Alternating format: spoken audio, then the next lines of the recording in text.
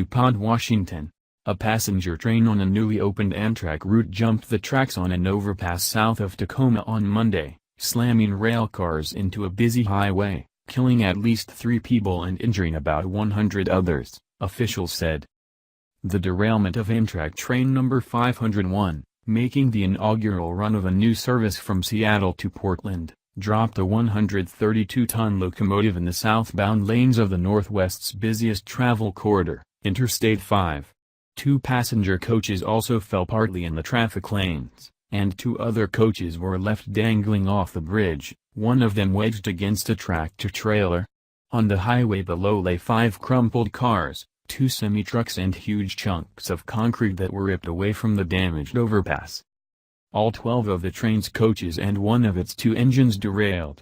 The National Transportation Safety Board said at a Monday night briefing that the train had been traveling more than twice the speed limit before it derailed, or at 80 miles per hour instead of the allowable 30 miles per hour.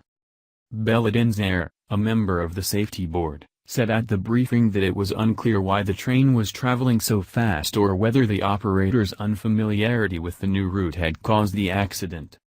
Passengers aboard the train described a terrifying scene.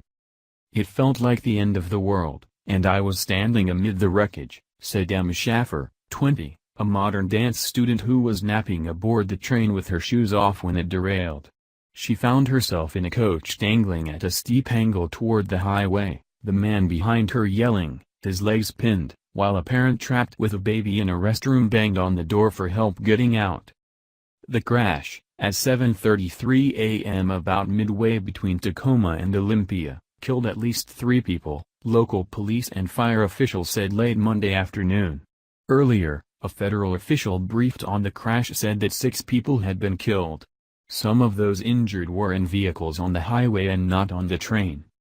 But investigators are still going through the wreckage and could not say for certain how many people had died.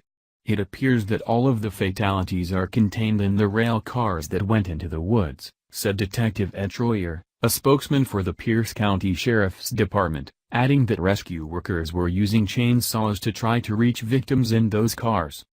CHI Franciscan Health, a regional hospital network, said the injured were transported to hospitals, including 4 who were classified level red, reflecting the most severe injuries.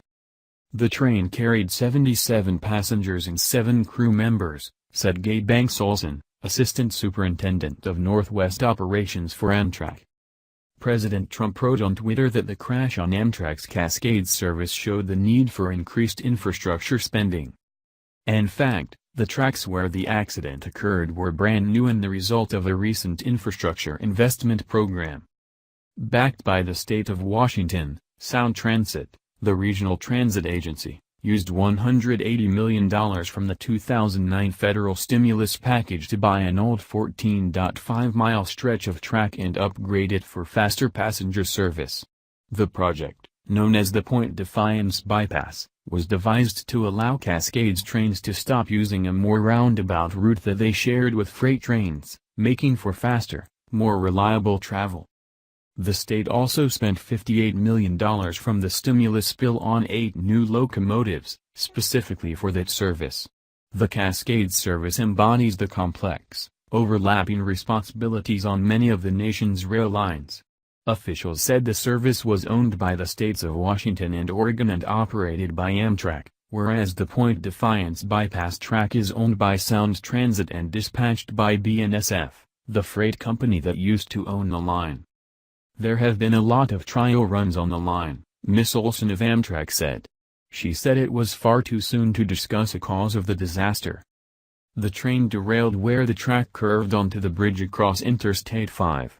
The state transportation department had boasted that the new route would have a top speed of 79 miles per hour. Shortly before the accident, a passenger, Chris Carnes, chairman of the advisory board to Pierce County's transit agency, took to Twitter to marvel at how fast the train was moving, noting, "We are passing up traffic on I-5." Federal law requires railroads, by the end of 2018, to have positive train control, which automatically slows trains if they are exceeding speed limits or approaching dangerous conditions. In its latest progress report to the Railroad Administration, Amtrak said it had installed positive train control on all 603 miles of track on the Northeast Corridor, from Washington to Boston.